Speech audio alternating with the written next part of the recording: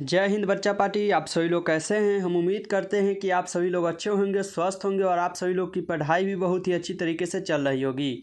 तो साथियों, आज की इस क्लास में हम लोग पढ़ने वाले हैं क्लास 12 हिंदी के 100 वीवीआई ऑब्जेक्टिव क्वेश्चन, जो कि आपके फाइनल एग्ज़ाम 2025 के लिए काफ़ी महत्वपूर्ण है। तो आप लोग इस क्लास में शुरू से लास्ट तक बने रहिएगा और लास्ट में अपना स्कोर जरूर बताइए कि लास्ट में आप लोग 100 में से कितना सही किए हैं। तो आप लोग ईमानदारी भर बताइए कि 100 में से आप लोग कितना सही किए हैं। और जितने भी नए बच्चे आप लोग आए हैं, अगर आप लोग अच्छे तैयारी करना चाहते हैं तो चैनल को सब्सक्राइब कर लीजिएगा और बेल आइकन को ऑल पर दबा के रखिएगा, जिससे जब भी क्लास हो आपके पास उसका नोटिफिकेशन पहुंचे और आप सभी क्लास को अच्छी तरीके से देख पाए। तो आप लोग इस क्लास में बने रहिए। लास्ट में एक नंबर देंगे, जिस नंबर पर आप लोग को हाई लिख कर मैसेज करना है, जहाँ पे आप लोग को क्लास बाई क्लास जो है पीडीएफ दे दिया जाएगा, जिससे आपकी रिवीजन अच्छी तरीके से हो पाएगी। तो चलिए क्लास को बिना टाइम को वेस्ट के क्लास को शुरू करते हैं और आज का पहला नंबर क्वेश्चन देखते हैं।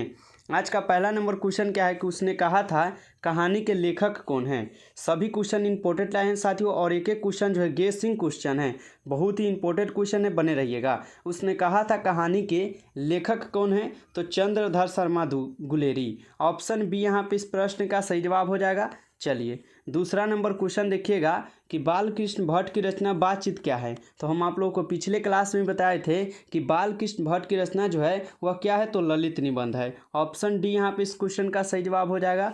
चलिए तीसरा नंबर क्वेश्चन है कि अंत का विलोम क्या है। अंत का विलोम क्या होता है, तो आदि होता है। ऑप्शन बी यहाँ पे इस क्वेश्चन का सही जवाब हो जाएगा। अगर आप लोग को आंसर पता होगा किसी भी क्वेश्चन का तो कमेंट बॉक्स में जरूर आप लोग बताते चलिएगा। चलिए चौथा नंबर क्वेश्चन है कि अल्पायु शब्द का विलोम है, बताइए अल्प आयु शब्द का विलोम क्या होता है, तो इसका अल्पायु का विलोम होता है दीर्घ आयु। ऑप्शन बी यहाँ पे इस क्वेश्चन का सही जवाब कीजिएगा। चलिए आगे बढ़ेंगे। पांचवा नंबर क्वेश्चन है कि इनमें कौन सी रचना गुलेरी जी की नहीं है। इनमें कौन सी रचना जो है गुलेरी जी की नहीं है, तो हारे को हरिनाम जो है गुलेरी जी का नहीं है, तो ऑप्शन डी यहाँ पे सही जवाब हो जाएगा। चलिए आगे बढ़ेंगे और छठा नंबर क्वेश्चन है कि 1974 में छात्र आंदोलन का नेतृत्व किसने किया था। 1974 में छात्र आंदोलन का नेतृत्व किसने किया था, तो जयप्रकाश नारायण जी। ऑप्शन सी यहाँ पे सही जवाब हो जाएगा। चलिए सातवां नंबर क्वेश्चन है कि प्रजा सोशलिस्ट पार्टी का गठन कब हुआ था। प्रजा सोशलिस्ट पार्टी का गठन कब हुआ था, तो 1952 में। ऑप्शन सी यहाँ पे सही जवाब हो जाएगा। चलिए आगे बढ़ेंगे। आठवां नंबर क्वेश्चन है कि ज्ञानेश्वर शब्द का संधि विच्छेद क्या होगा, बताइएगा ज्ञानेश्वर शब्द का संधि विच्छेद क्या होता है, तो ज्ञान जोड़ ईश्वर। ऑप्शन सी यहाँ पे सही जवाब हो जाएगा। चलिए आगे बढ़ेंगे। नौवां नंबर क्वेश्चन देखिएगा कि ब्रह्मपुत्र में कौन सा लिंग है। ब्रह्मपुत्र में कौन सा लिंग है, तो पुल्लिंग है। ऑप्शन बी यहाँ पे सही जवाब हो जाएगा। चलिए आगे बढ़ेंगे। 10वां नंबर क्वेश्चन है हमारा कि रामधारी सिंह दिनकर का जन्म कहाँ हुआ था।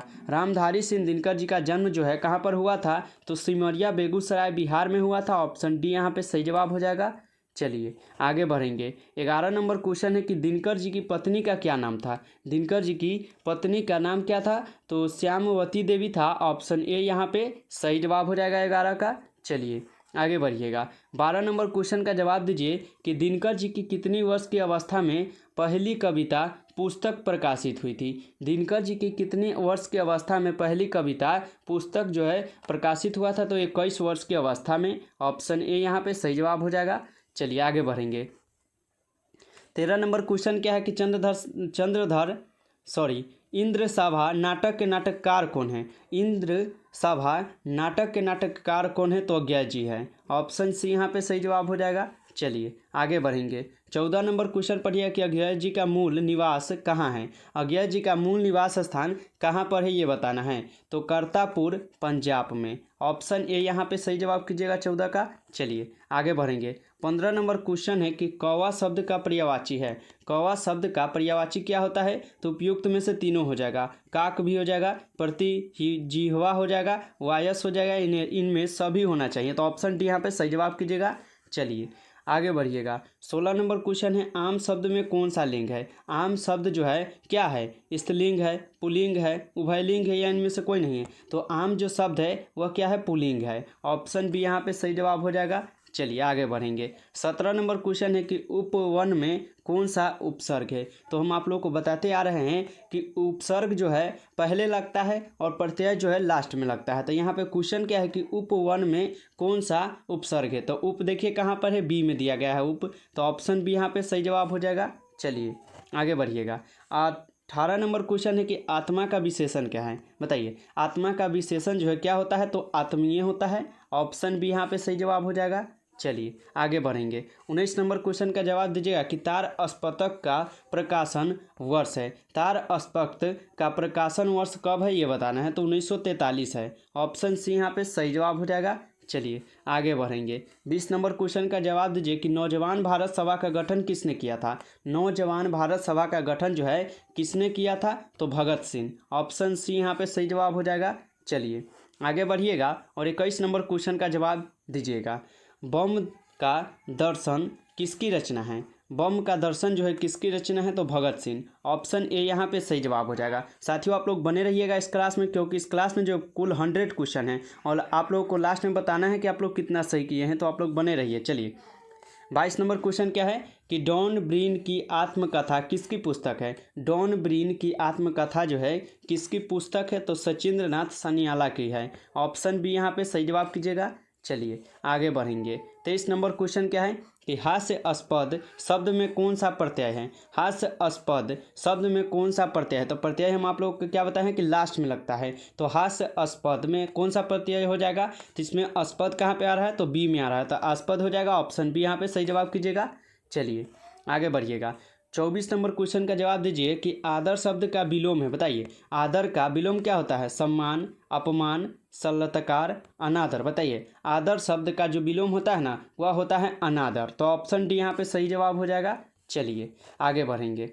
25 नंबर क्वेश्चन का जवाब दीजिए कि सूरदास का निधन किस गांव में हुआ था। सूरदास का निधन जो है किस गांव में हुआ था, तो पारसौली गांव में। ऑप्शन ए यहाँ पे सही जवाब हो जाएगा। चलिए 26 नंबर क्वेश्चन है कि पंचवटी शब्द में कौन सा समास है। पंचवटी शब्द में कौन सा समास है, तो द्विलिंग है। ऑप्शन बी यहाँ पे सही जवाब हो जाएगा। चलिए आगे बढ़िए। 27 नंबर क्वेश्चन का जवाब दीजिए कि हवा का पर्यायवाची है। हवा का पर्यायवाची क्या होता है, तो पवन। ऑप्शन ए यहाँ पे सही जवाब कीजिएगा। चलिए आगे बढ़िएगा। 28 नंबर क्वेश्चन है कि मेरी बांसुरी किसकी कृति है। मेरी बांसुरी जो है किसकी कृति है, तो जगदीश चंद्र माथुर जी की। ऑप्शन बी यहाँ पे सही जवाब हो जाएगा। चलिए आगे बढ़ेंगे। और 29 नंबर क्वेश्चन क्या है कि जगदीश चंद्र माथुर किस राज्य के शिक्षा सचिव नियुक्त हुए थे। जगदीश चंद्र माथुर जी किस राज्य के शिक्षा सचिव नियुक्त हुए थे, तो बिहार राज्य के। ऑप्शन सी यहाँ पे सही जवाब हो जाएगा। चलिए 30 नंबर क्वेश्चन है कि बोलते क्षण किस साहित्यिक विद्या की कृति है। बोलते क्षण किस साहित्यिक विद्या की कृति है, तो यह है निबंध के। ऑप्शन ए यहाँ पे सही जवाब हो जाएगा। चलिए आगे बढ़ेंगे। 31 नंबर क्वेश्चन है कि निम्न में से कौन सी रचना माथुर जी की नहीं है। निम्न में से कौन सी रचना है जो माथुर जी की नहीं है, तो रेशमी टाई जो माथुर जी की नहीं है। ऑप्शन सी यहाँ पे सही जवाब हो जाएगा। चलिए 32 नंबर क्वेश्चन है कि गाल बजाना मुहावरे का अर्थ क्या होता है। गाल बजाना मुहावरे का अर्थ होता है डींग हाँकना। ऑप्शन ए यहाँ पे सही जवाब हो जाएगा। चलिए आगे बढ़ेंगे और अगला नंबर क्वेश्चन देखेंगे। अगला नंबर क्वेश्चन है अत्यंत में उपसर्ग है। आप लोग को बताते आ रहे हैं कि उपसर्ग शुरू में लगता है, तो देखिए तो अत्यंत में कौन सा उपसर्ग हो जाएगा, तो अति। अति जो है अत्यंत में आ रहा है, तो अति हो जाएगा। ऑप्शन ए यहाँ पे सही जवाब कीजिएगा। चलिए आगे बढ़ेंगे। 34 नंबर क्वेश्चन है बालकृष्ण भट्ट का जन्म कब हुआ था। बहुत ही इंपॉर्टेंट क्वेश्चन है और बार बार एग्जाम में पूछता है ये प्रश्न। बालकृष्ण भट्ट का जन्म जो है कब हुआ था, 23 जून 1844 को। ऑप्शन डी यहाँ पे सही जवाब कीजिएगा। चलिए 35 नंबर क्वेश्चन है सिपाही की माँ एकांकिकी कार कौन है, ये बताइए। सिपाही की माँ एकांकिकी के कहानीकार भी पूछ सकता है, कौन है ये बताना है। तो यह हो जाएंगे कौन, मोहन राकेश। ऑप्शन बी यहाँ पे सही जवाब हो जाएगा। चलिए आगे बढ़ेंगे और 36 नंबर क्वेश्चन पढ़ेंगे। निम्नलिखित में बिस्नी की पड़ोसिन कौन है।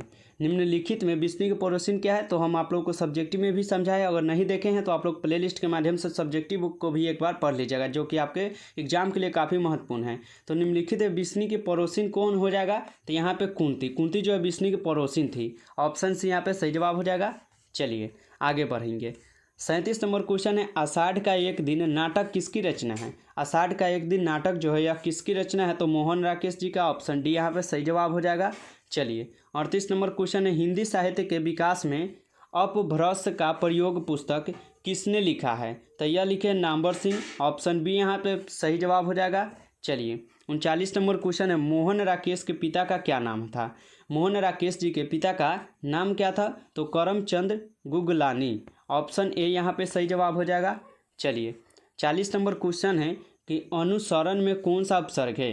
अनुसरण, अनु आ रहा है तो अनु कहाँ पे है? सी में है, तो ऑप्शन सी यहाँ पे सही जवाब हो जाएगा। चलिए आगे बढ़ेंगे। इतना इजी क्वेश्चन है कि आप लोग को एक बार में ही याद हो जाएगा सभी क्वेश्चन। चलिए 41 नंबर क्वेश्चन है, पानी शब्द का विशेषण क्या हो जाएगा? पानी शब्द का विशेषण क्या होता है ये हमसे पूछ रहा है, तो पेय हो जाएगा। ऑप्शन बी यहाँ पे सही जवाब हो जाएगा। चलिए आगे बढ़ेंगे। और 42 नंबर क्वेश्चन है कि सार्थक शब्द का विलोम क्या है? सार्थक शब्द का विलोम क्या होता है? तो निर्थक। ऑप्शन सी यहाँ पे सही जवाब हो जाएगा। चलिए 43 नंबर क्वेश्चन का जवाब दीजिएगा कि अवश्य होने वाला के लिए शब्द क्या होगा? अवश्य होने वाला के लिए कौन सा शब्द प्रयोग किया जाएगा? तो अवश्य भावी, अवश्य भावी हो जाएगा। ऑप्शन डी यहाँ पे सही जवाब कीजिएगा। चलिए 44 नंबर क्वेश्चन है कि नामवर सिंह को साहित्य अकादमी पुरस्कार कब मिला था या कब दिया गया था? ऐसे भी एग्जाम में पूछता है। तो नामवर सिंह को जो है साहित्य अकादमी पुरस्कार मिला था कब? 1971 में, तो ऑप्शन बी यहाँ पे सही जवाब हो जाएगा। चलिए आगे बढ़ेंगे। 45 नंबर क्वेश्चन है कि बकलम खुद किसकी रचना है? बकलम जो है वह किसकी रचना है? तो नामवर सिंह का। ऑप्शन बी यहाँ पे सही जवाब कीजिएगा। चलिए आगे बढ़ेंगे। और 46 नंबर क्वेश्चन है कि कविता के नए प्रतिमान के लेखक कौन है? कविता के नए प्रतिमान के लेखक कौन हो जाएंगे? तो नामवर सिंह। ऑप्शन डी यहाँ पे सही जवाब हो जाएगा। साथियों अगर यहाँ तक आप लोग पहुँच गए, वीडियो को लाइक नहीं किया तो फटाफट आप सभी बच्चे लाइक कर दीजिएगा। चैनल पर पहली बार अगर आप लोग आए हैं तो चैनल को भी सब्सक्राइब कर लीजिए, क्योंकि हम यहाँ पे आप लोगों को बहुत ही अच्छी तरीके से तैयारी कराएंगे, वह भी PDF के साथ कराएंगे, जिससे आपकी तैयारी बहुत ही अच्छी तरीके से हो पाए। अब बिल्कुल फ्री PDF दिया जाएगा क्लास बाई क्लास, तो आप लोग बने रहिएगा इस क्लास में। लास्ट में हम एक नंबर देंगे जिस नंबर पर आप लोग को हाई लिखकर मैसेज करना है। तो चैनल को सब्सक्राइब जरूर कर लीजिएगा और दोस्तों के पास भी वीडियो को शेयर कर दीजिएगा। चलिए आगे बढ़िए। अगला नंबर क्वेश्चन है कि ओम प्रकाश वाल्मीकि का जन्म कब हुआ था? बताइए ओम प्रकाश वाल्मीकि जी का जन्म जो है कब हुआ था? तो इनका जन्म जो है हुआ था 30 जून 1950 को। ऑप्शन बी यहाँ पे सही जवाब हो जाएगा। चलिए आगे बढ़ेंगे। 48 नंबर क्वेश्चन है कि ओम प्रकाश वाल्मीकि को जयश्री सम्मान कब दिया गया था? ओम प्रकाश वाल्मीकि जो को जयश्री सम्मान कब दिया गया था? तो 1996 में। ऑप्शन सी यहाँ पे सही जवाब हो जाएगा। चलिए 49 नंबर क्वेश्चन पढ़िएगा कि अब और नहीं पाठ की कौन सी विधा है? अब और नहीं पाठ की कौन सी विधा है? तो कविता है। ऑप्शन सी यहाँ पे सही जवाब हो जाएगा। चलिए 50 नंबर क्वेश्चन हम लोग का आ चुका है और 50 और बचेगा। मेघदूत नामक नाट्य संस्था की स्थापना कहाँ हुई? मेघदूत नामक नाट्य संस्था की स्थापना जो है कहाँ पर हुई थी? तो महाराष्ट्र में। ऑप्शन बी यहाँ पे सही जवाब हो जाएगा। चलिए आगे बढ़ेंगे। 51 नंबर क्वेश्चन है कि मल्यज का जन्म कब हुआ था? मल्यज का जन्म जो है कब हुआ था? तो 1935 में मल्यज का जन्म हुआ था। ऑप्शन ए यहाँ पे सही जवाब हो जाएगा। चलिए 52 नंबर क्वेश्चन है कि सुरक्षा कहाँ हो सकती है? तो आप लोग को हम कितनी बार बताए हैं कि सुरक्षा जो है चुनौतियों को झेलने में हो सकती है, तो ऑप्शन डी यहाँ पे सही जवाब कीजिएगा। चलिए आगे बढ़ेंगे और 53 नंबर क्वेश्चन पढ़ेंगे। रचने और भोगने का रिश्ता कैसा होता है? रचने और भोगने का रिश्ता जो है कैसा होता है? तो द्वंद्वनात्मक होता है, तो ऑप्शन ए यहाँ पे सही जवाब हो जाएगा। चलिए आगे बढ़िए। 54 नंबर क्वेश्चन है कि मल्यज का कविता संग्रह, बताइए मल्यज का कविता संग्रह कौन सा है? तो जख्म पर धूल। ऑप्शन ए यहाँ पे सही जवाब हो जाएगा। चलिए 55 नंबर क्वेश्चन का जवाब दीजिएगा कि हंसते हुए मेरा अकेलापन के लेखक कौन है? हंसते हुए मेरा अकेलापन क्या आ रहा है आपके मन में कि मल्यज? मल्यज द्वारा लिखा गया कौन सा है? तो हंसते हुए मेरा अकेलापन। तो मल्यज कहाँ पे है? बी में है, तो ऑप्शन बी यहाँ पे सही जवाब हो जाएगा। चलिए आगे बढ़िए। बहुत ही इंपॉर्टेंट क्वेश्चन है और आप लोग को बहुत आंसर जो है पता भी होगा। चलिए अप लक में कौन सा अपसर्ग है? अपलक। अपलक में देखिए तो कौन सा अपसर्ग आ रहा है? तो अप आ रहा है। कहाँ पे है देखिए तो अपलक में कौन सा अपसर्ग है? तो अ आ रहा है। ऑप्शन डी यहाँ में अ आ रहा है, तो ऑप्शन डी हो जाएगा सही जवाब। चलिए आगे बढ़िए। 57 नंबर क्वेश्चन है कि संकल्प में कौन सा अपसर्ग है? संकल्प देखिए तो संकल्प में कौन सा अपसर्ग हो जाएगा? तो सम। ऑप्शन सी यहाँ पे है। ऑप्शन सी यहाँ पे सही जवाब कीजिए तो। चलिए आगे बढ़िएगा। 58 नंबर क्वेश्चन है कि आदर शब्द का विशेषण क्या होगा? तो आदर शब्द का जो विशेषण होता है ना वह उल्टा होता है, यानी आदरणीय। ऑप्शन ए यहाँ पे सही जवाब हो जाएगा। चलिए आगे बढ़ेंगे। 59 नंबर क्वेश्चन है कि अर्थ शब्द का विशेषण है। अर्थ शब्द का विशेषण क्या होता है? तो आर्थिक हो जाएगा। ऑप्शन सी यहाँ पे सही जवाब कीजिएगा। चलिए 60 नंबर क्वेश्चन है कि उदय प्रकाश का जन्म कहाँ हुआ था। उदय प्रकाश जी का जन्म जो है कहाँ पर हुआ था, तो मध्य प्रदेश में, ऑप्शन बी यहाँ पे सही जवाब हो जाएगा। चलिए आगे बढ़ेंगे और हम लोग 61 नंबर क्वेश्चन पढ़ेंगे। 61 नंबर क्वेश्चन है उदय प्रकाश का कहानी संग्रह है। उदय प्रकाश का कहानी संग्रह कौन सा है, तो सुनो कारीगर, ऑप्शन डी यहाँ पे सही जवाब हो जाएगा। चलिए आगे बढ़ेंगे। 62 नंबर क्वेश्चन है कि तिरिक्ष शीर्षक पाठ में लेखक के पिताजी कितने साल के हैं। तिरिक्ष शीर्षक पाठ में जो है लेखक के पिताजी कितने साल के हैं, तो 55 साल के, ऑप्शन सी यहाँ पे सही जवाब हो जाएगा। चलिए 63 नंबर क्वेश्चन आ चुका है कि शिक्षा शीर्षक पाठ के अनुसार सत्य की खोज तभी संभव है जब क्या हो, स्वतंत्रता हो, चिंतन हो, मनन हो या विचार हो। तो आपको पता होगा शिक्षा शीर्षक पाठ के अनुसार जो है सत्य की खोज तभी संभव हो पाएगा जब क्या हो, स्वतंत्रता हो। तो ऑप्शन ए यहाँ पे सही जवाब हो जाएगा। चलिए आगे बढ़ेंगे और अगला नंबर क्वेश्चन पढ़ेंगे। चलिए देखिए, तो शिक्षा पाठ के रचयिता कौन है। शिक्षा क्या है, तो जय कृष्ण मूर्ति जी का है, और जय कृष्ण मूर्ति कहाँ पे है, तो डी में है, ऑप्शन डी यहाँ पे आप लोग सही कर दीजिए। चलिए आगे बढ़ेंगे और अगला नंबर क्वेश्चन पढ़ेंगे। चलिए जय कृष्ण मूर्ति के पिता का क्या नाम था, बताइए। बहुत ही इंपॉर्टेंट क्वेश्चन है सभी क्वेश्चन। जय कृष्ण मूर्ति के पिताजी का नाम क्या था, तो नारायण जिद्धू था, ऑप्शन ए यहाँ पे सही जवाब हो जाएगा। चलिए आगे बढ़िए, तो कबरक कहाँ से लिया गया है, बताइए। कबरक पाठ जो है वह कहाँ से लिया गया है ये बताना है, तो पद्मावत से, ऑप्शन डी यहाँ पे सही जवाब हो जाएगा। चलिए आगे बढ़िए। 67 नंबर क्वेश्चन है कौन सी रचना जायसी की नहीं है। कौन सी रचना जो है जायसी जी की नहीं है, तो मिर्गावती जो है जायसी जी की नहीं है, तो ऑप्शन डी यहाँ पे सही जवाब हो जाएगा। आगे बढ़ेंगे। 68 नंबर क्वेश्चन आ चुका है कि चित्ररेखा किस कवि की रचना है। चित्ररेखा जो है किस कवि की रचना है, तो मलिक मोहम्मद जायसी जी की है, ऑप्शन सी यहाँ पे सही जवाब हो जाएगा। चलिए आगे बढ़ेंगे और 69 नंबर क्वेश्चन है हमारा कि पुस्तक शब्द में कौन सी संज्ञा है। पुस्तक जो है क्या है, जातिवाचक है, व्यक्तिवाचक है, भाववाचक है या समूहवाचक है। तो समूहवाचक का मतलब होता है जो एक से दो से अधिक हो उनको समूहवाचक कहते हैं। व्यक्ति यानी किसी का नाम हो, भाववाचक जिसको हम देख नहीं सकते। लेकिन यहाँ पे क्या, पुस्तक यानी कोई भी पुस्तक का नाम लिया जा रहा है तो क्या रहा, तो पुस्तक जो हो जाएगा जातिवाचक, यानी किसी का कंफर्म ही नहीं है, तो यहाँ पे जातिवाचक, ऑप्शन यहाँ पे सही जवाब हो जाएगा। चलिए 70 नंबर क्वेश्चन देखिएगा कि भाववाचक संज्ञा का उदाहरण नहीं है, बताइए। भाववाचक संज्ञा का उदाहरण कौन है, सुंदरता क्या है, भाववाचक नहीं है, तो ये गलत हो जाएगा। ये सुंदरता जो है भाववाचक है। शत्रुता जिसको हम देख नहीं सके, अच्छाई उसको भी हम नहीं देख सकते। लेकिन ताजमहल क्या है, भाववाचक संज्ञा का उदाहरण नहीं है, यानी एक ताजमहल जो है कहीं पे है, तो यहाँ पे ताजमहल हो जाएगा सही आंसर। चलिए आगे बढ़िएगा।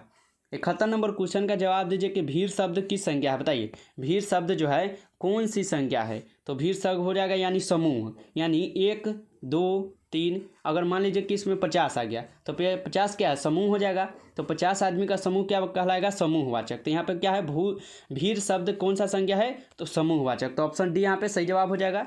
चलिए 72 नंबर क्वेश्चन है सागर का लिंग निर्णय करें, बताइए। सागर क्या है, पुल्लिंग है, स्त्रीलिंग है, उभयलिंग है, इनमें से कोई नहीं। तो सागर जो है ना वह पुल्लिंग है, ऑप्शन ए यहाँ पे सही जवाब हो जाएगा।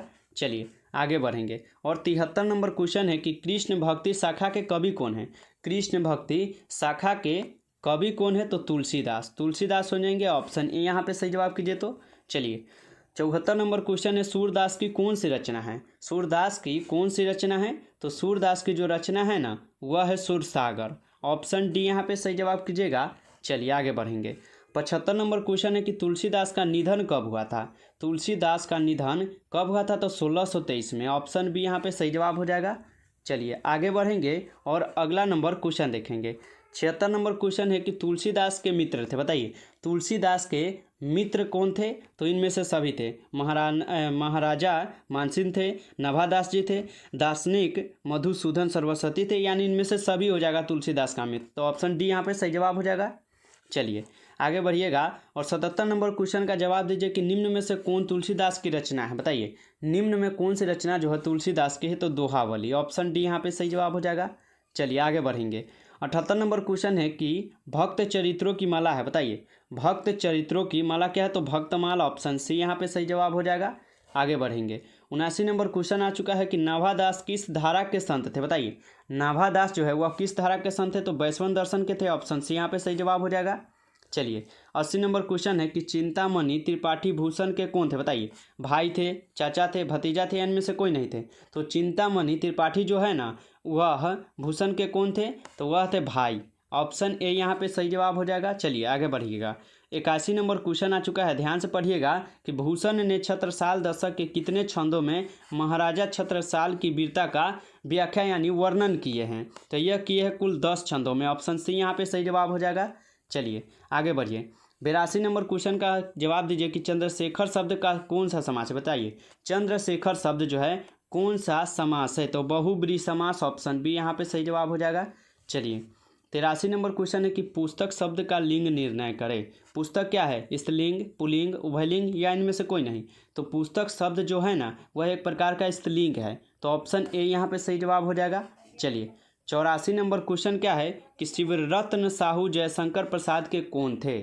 शिवरत्न साहू जो है जयशंकर प्रसाद के कौन थे, चाचा, पिता, पितामह या इनमें से कोई नहीं। तो शिवरत्न साहू जो है जयशंकर प्रसाद के पितामह थे। ऑप्शन सी यहाँ पे सही जवाब हो जाएगा। चलिए आगे बढ़िएगा। 85 नंबर क्वेश्चन क्या है कि कंकाल क्या है, निबंध, उपन्यास, नाटक, कथा संग्रह। तो कंकाल जो है ना वह एक प्रकार का उपन्यास है, तो ऑप्शन बी यहाँ पे सही जवाब हो जाएगा। चलिए 86 नंबर क्वेश्चन है कि ठाकुर लक्ष्मण सिंह क्या थे। ठाकुर लक्ष्मण सिंह क्या थे, तो ये थे प्रसिद्ध पत्रकार, स्वतंत्रता सेनानी, कांग्रेसी नेता, यानी इनमें से सभी था। तो ऑप्शन डी यहाँ पे सही जवाब कीजिएगा 86 का। चलिए 87 नंबर क्वेश्चन है कि सुभद्रा कुमारी चौहान लिखी कविता कौन सी, बताइए। सुभद्रा कुमारी चौहान द्वारा लिखी गई कविता क्या है। प्यारे नन्हे बेटे कौन है, विनोद कुमार शुक्ल, अधिनायक रघुवीर सहाय, गांव का घर ज्ञानेंद्र पति, यानी पुत्र वियोग जो है सुभद्रा कुमारी चौहान का है। तो ऑप्शन डी यहाँ पे सही जवाब हो जाएगा। चलिए आगे बढ़िएगा कि शमशेर बहादुर सिंह का जन्म कब हुआ था। शमशेर बहादुर सिंह का जन्म हुआ था 1911 में, तो ऑप्शन बी यहाँ पे सही जवाब हो जाएगा। चलिए आगे बढ़िएगा और 89 नंबर क्वेश्चन का जवाब दीजिए कि शमशेर बहादुर सिंह ने सोवियत रूस की यात्रा कब की। शमशेर बहादुर सिंह ने सोवियत रूस की यात्रा कब किए थे मेरे दोस्तों, तो 1978 में। ऑप्शन सी यहाँ पे सही जवाब कीजिएगा। चलिए 90 नंबर क्वेश्चन है कि मुक्तिबोध का जन्म स्थान कौन सा है। गजानन माधव मुक्तिबोध है इनका पूरा नाम। तो गजानन माधव मुक्तिबोध का जन्म स्थान कहाँ पर है, तो ग्वालियर मध्य प्रदेश में। ऑप्शन ए यहाँ पे सही जवाब कीजिएगा। चलिए 91 नंबर क्वेश्चन है कि प्राकृतिक वर्णन से संबंधित कविता है। प्राकृतिक वर्णन से संबंधित कविता क्या हो जाएगा, तो उषा, जो प्राकृतिक से संबंधित है। तो ऑप्शन बी यहाँ पे सही जवाब हो जाएगा। चलिए आगे बढ़ेंगे। 92 नंबर क्वेश्चन देखिएगा कि मुक्तिबोध की माँ का क्या नाम था। गजानन माधव मुक्तिबोध के माता का नाम क्या था, तो पार्वती बाई। ऑप्शन बी यहाँ पे सही जवाब कीजिएगा। चलिए आगे बढ़ेंगे। 93 नंबर क्वेश्चन है कि राजा का पर्यायवाची है, बताइए। राजा का पर्यायवाची क्या होता है, तो इनमें से सभी हो जाएगा। नरेश, नरेंद्र, महिपाल, यानी इनमें से सभी कीजिएगा। ऑप्शन डी यहाँ पे सही जवाब कीजिएगा। चलिए 94 नंबर क्वेश्चन है कि शुष्क का विलोम है। शुष्क का विलोम यानी उल्टा क्या होता है, तो आर्द्र। ऑप्शन सी यहाँ पे सही जवाब हो जाएगा। चलिए आगे बढ़ेंगे। 95 नंबर क्वेश्चन है कि आत्महत्या के विरुद्ध क्या है, निबंध, कहानी, कविता या आलोचना है। तो आत्महत्या के विरुद्ध जो है ना वह एक प्रकार की कविता है। तो ऑप्शन सी यहाँ पे सही जवाब कीजिएगा। चलिए 96 नंबर क्वेश्चन है कि प्यारे नन्हे बेटे को कविता में लोहा किसका प्रतीक है, बंदूक का, मशीन का, कर्म के या धर्म का। तो प्यारे नन्हे बेटे को कविता में जो लोहा है ना वह किसका प्रतीक है, तो वह जो है वह है कर्म का। ऑप्शन सी यहाँ पे सही जवाब हो जाएगा। चलिए आगे बढ़िएगा और 97 नंबर क्वेश्चन का जवाब दीजिए कि हार जीत शीर्षक कविता किस प्रकार की रचना है। हार जीत शीर्षक कविता जो किस प्रकार की रचना है, तो गद्य कविता है। ऑप्शन ए यहाँ पे सही जवाब हो जाएगा। चलिए 98 नंबर क्वेश्चन है कि हार जीत कविता के रचयिता कौन है। हार जीत अशोक वाजपेयी आ रहे हैं, यानी हम लोग अगर राइटर का नाम याद किए होंगे तो हमें याद होगा कि हार जीत कविता के रचयिता कौन है, तो अशोक वाजपेयी जी। ऑप्शन ए यहाँ पे है, सही जवाब हो जाएगा। चलिए आगे बढ़ेंगे और 99 नंबर क्वेश्चन है कि ज्ञानेंद्र पति का जन्म कहाँ हुआ था। ज्ञानेंद्र पति जी का जन्म कहाँ पे हुआ था, तो झारखंड में। ऑप्शन सी यहाँ पे सही जवाब कीजिएगा। चलिए 100 नंबर क्वेश्चन है, इस क्लास का लास्ट क्वेश्चन है। जयप्रकाश नारायण की रचना निम्नलिखित में से कौन सी है। संपूर्ण क्रांति जो है जयप्रकाश नारायण जी का है। शिक्षा जो है संपूर्ण क्रांति जयप्रकाश नारायण, शिक्षा जय कृष्णमूर्ति, यंग इंडिया जो है किसका है? इसका आंसर आप लोगों को पता है तो कमेंट बॉक्स में बताइएगा। ध्यान से हम थोड़ा बेध्यान हो गए हैं। तो जयप्रकाश नारायण जी की रचना निम्नलिखित में से कौन है? तो संपूर्ण क्रांति, ऑप्शन ए यहाँ पे सही जवाब हो जाएगा। तो साथियों आज के इस क्लास में जो है ना 100 क्वेश्चन लाए थे, हिंदी के थे ये सभी क्वेश्चन, और काफ़ी इंपॉर्टेंट क्वेश्चन, एक एक क्वेश्चन हम गेस से लाए हैं जो कि आपके एग्जाम के लिए काफ़ी महत्वपूर्ण था। तो आप लोग को ये क्लास कैसा लगा है आप लोग कमेंट में बताइएगा, और 100 में कितना सही किया आप लोग कमेंट में जो बताइएगा। वीडियो पसंद आया हो तो वीडियो को लाइक कर दीजिए। चैनल पर पहली बार आए हैं तो आप लोग चैनल को भी सब्सक्राइब कर लिए। अगर आप आर्ट साइंस और कॉमर्स के स्टूडेंट हैं तो कोई बात नहीं, आप लोग चैनल को सब्सक्राइब करके रखिए, क्योंकि हम आप लोग को यहाँ पे बहुत ही अच्छी तरीके से 12th की तैयारी कराएंगे, वो भी PDF के साथ कराएंगे। तो आप लोग चैनल को सब्सक्राइब करके रखिए, जिससे आपके पास सभी क्लास का नोटिफिकेशन जाए और आप सभी क्लास को अच्छे से अच्छी तरीके से देख पाए। तो आप लोगों को क्लास अच्छा लगा हो तो वीडियो को लाइक, चैनल को सब्सक्राइब कर लीजिए, और इस नंबर पर आप लोग मैसेज कर सकते हैं PDF के लिए 962 18 834। जितने भी नए बच्चे एक बार हमें ज़रूर इस नंबर पर मैसेज कीजिएगा। चलिए हम लोग किसी नेक्स्ट वीडियो में मिलते हैं, तब तक के लिए जय हिंद, वंदे मातरम।